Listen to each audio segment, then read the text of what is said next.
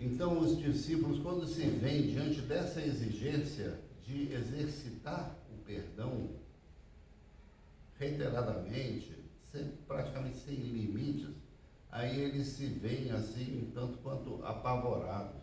Eles se veem diante de algo que está além das suas capacidades.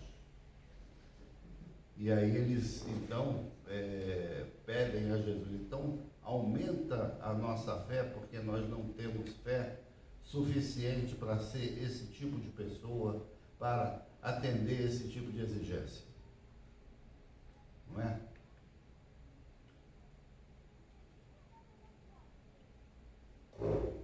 A fé, ela é vista muito assim como o poder da pessoa, não é? Ah, fulano tem muita fé. Então, se ele tem muita fé, ele tem a capacidade de conseguir muita coisa, porque a fé da pessoa é grande ou é pequena. Na palavra de Deus, eu confesso que eu tenho uma dificuldade de enxergar essa questão de quantidade de fé ou de tamanho de fé. Porque, na verdade, o que importa na palavra de Deus não é a quantidade de fé da pessoa, mas aquele em quem ela deposita a sua fé.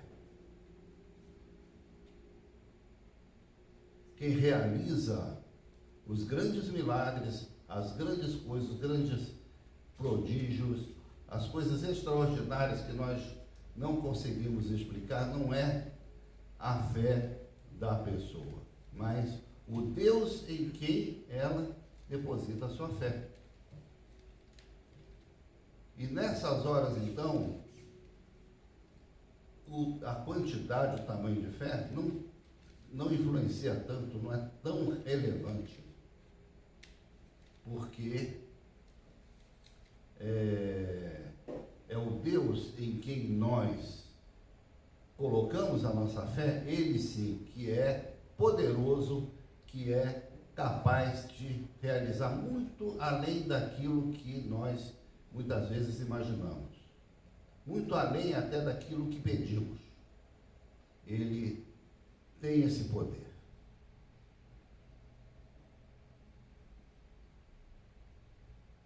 Jesus não responde aos seus discípulos aumentando a sua fé, porque ali muitas vezes o problema não é exatamente de fé.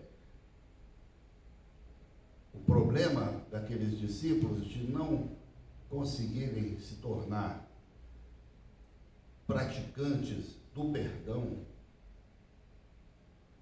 da forma que Deus esperava que eles fossem, não era um problema de fé. Eles não tinham problema nenhum de fé na sua relação com Deus. Isso não faltava para eles.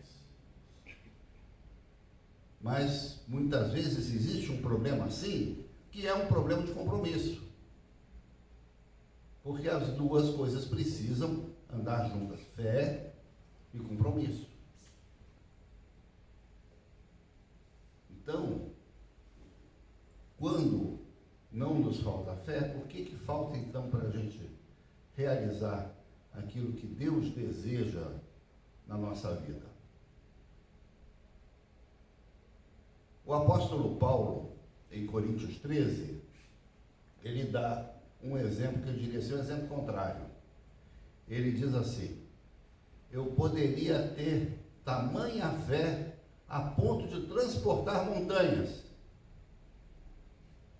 mas se não tiver amor, isso nada vai me servir.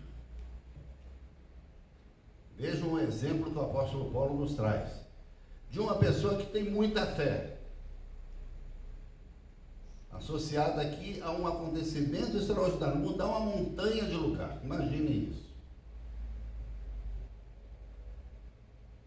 É que Deus não tem esse propósito. Para que Deus vai ficar mudando montanha de lugar? Não há necessidade disso. Então, certas coisas que a gente quer ver acontecer só pelo espetáculo, Deus não realiza. Mas se ele tivesse esse propósito, porque não haverá impossível para Deus em nenhuma das suas promessas. É assim que está na palavra de Deus. Não haverá impossível para Deus das suas promessas, naquilo que ele se comprometeu a fazer. No que ele não se comprometeu a fazer, aí fica a juízo do próprio Deus. Não que lhe falte poder. Então Paulo cita exatamente esse exemplo extraordinário. Posso ter tamanha fé a ponto de transportar montanhas, mas se não tiver amor, isso não tem valor nenhum. Então, da mesma forma, os discípulos de Jesus aqui estavam preocupados com o tamanho da sua fé, mas não era disso que se tratava. Não era disso que se tratava.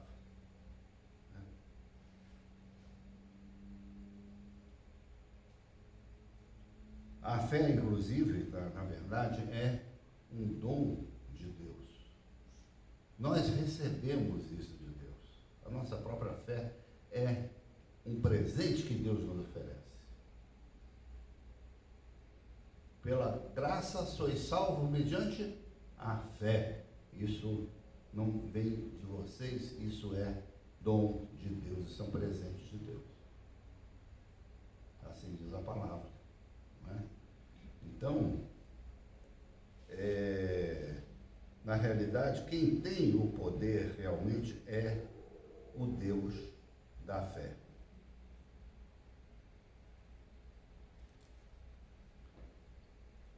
A seguir, no nosso texto, Jesus compara a nossa situação à situação de um servo, de um empregado, de uma família que, no final da sua jornada, quando o Senhor chegava à sua casa, ele, depois de ter feito todo o serviço doméstico, todo o serviço de cuidado com a plantação, com a criação, ele ainda tinha que preparar o jantar e servir o Senhor, aí incluído lavar os pés, desatar as sandálias dos pés do Senhor que chegava da rua, servir o jantar, e depois do jantar, então, do Senhor, é que ele teria, então, o direito de ter o seu próprio jantar.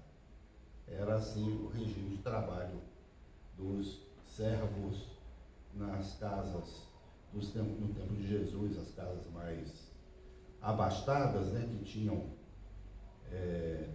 pessoas trabalhando como servos. E essa era a obrigação diária daquela pessoa. E não recebia nenhum obrigado, nenhum reconhecimento, nada. Era simplesmente o seu serviço, a sua obrigação, dia após dia, cumprir essas tarefas.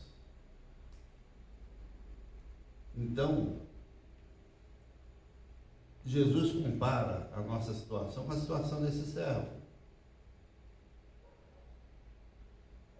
Muitas vezes nós projetamos em Deus uma expectativa de reconhecimento que a gente tem no nosso ambiente de trabalho, no nosso ambiente familiar. O reconhecimento é uma das necessidades daquela pirâmide, né, de necessidades humanas, né? Reconhecimento é uma que está ali no topo. Tem o salário, não é?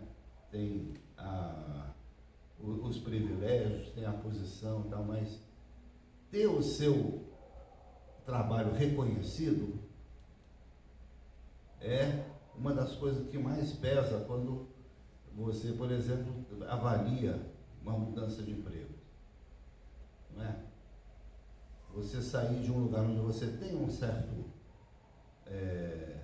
reconhecimento da parte de toda a equipe, da parte das chefias e tal, para ir para um outro lugar onde você não sabe como é que você vai ser recebido, se você vai ser mais um, ou se você vai ser simplesmente ignorado. tudo isso por um salário um pouco maior, muitas vezes a gente pensa duas vezes antes de fazer uma mudança de emprego, né, na nossa vida por causa disso. Nós gostamos de ambientes onde o nosso trabalho é reconhecido e é justo, não é? É justo.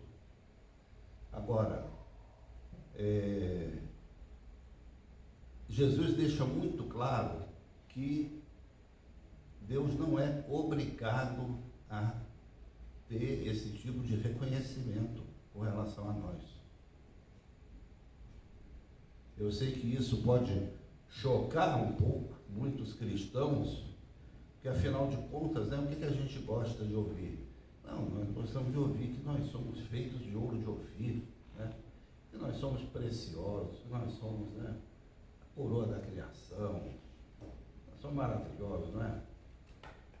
Nós queremos ouvir isso da parte de Deus, não é isso?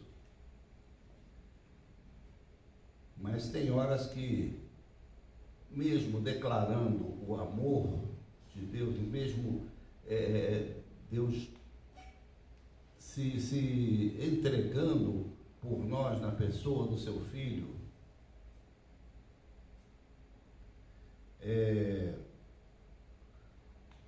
não é dessa forma, muitas vezes, que Deus manifesta o seu apreço por cada um de nós. Nós temos sim a certeza de que Deus nos ama. Essa segurança nós temos. Ela vem na palavra, ela vem do próprio Senhor Jesus, ela vem do próprio sacrifício a que Jesus foi submetido. Foi por amor que Deus realizou isso, porque Deus amou o mundo de tal maneira que deu seu Filho unigênito, para que todo aquele que nele crê não pereça, mas tenha vida eterna. Nós sabemos isso de cor. Mas não podemos condicionar nossa vida espiritual a essa imagem muito fantasiosa ou muito, enfim, elaborada, né, que Deus tem de cada um de nós. Nós precisamos ter, sim, a certeza de que precisamos ter fé e precisamos ter também compromisso. Precisamos investir na nossa relação com Deus. Ela é uma relação exigente, não é? Na certeza de que Deus vai sim nos ajudar, nos acolher.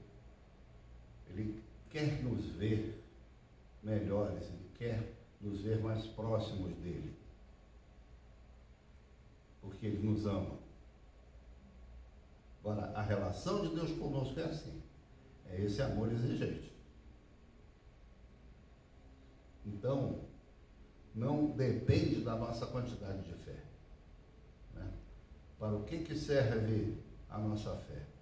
Muitas vezes nós queremos usar a nossa fé para realizar coisas extraordinárias. Eu quero ter uma fé que faça as pessoas serem curadas, né? Eu quero ter uma fé assim, que encha o auditório da minha igreja.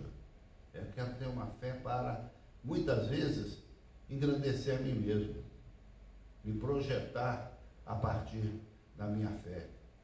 E as pessoas vão dizer, olha, aquele pastor, quanta fé que ele tem, que fé poderosa. Não é esse o projeto de Deus para a nossa fé. Nossa fé deve servir para que a gente realize o reino de Deus no nosso meio, no meio do mundo em que nós vivemos, na terra brasileira onde nós vivemos. É esse o grande compromisso que Deus tem para conosco e que nós precisamos ter com Ele também, numa relação de reciprocidade. Amém? Então vamos ter isso em mente. Sabemos que a graça de Deus não é meritocracia, porque se é graça não é mérito, não é merecimento. A graça de Deus é, assim como a fé, um grande presente que Ele nos entrega, porque Deus nos ama. Amém, queridos?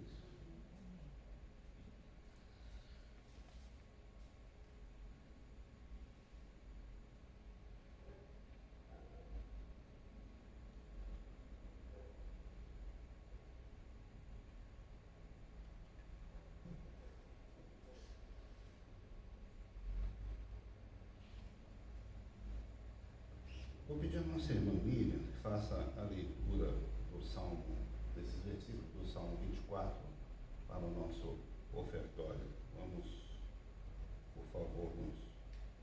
Ao Senhor pertence a terra e a sua plenitude, o mundo e os que nele habitam, porque ele fundou-a sobre os mares e sobre as correntes a estabeleceu. Quem subirá ao monte do Senhor? Quem há de permanecer no seu santo lugar? O que é limpo de mãos e puro de coração, que não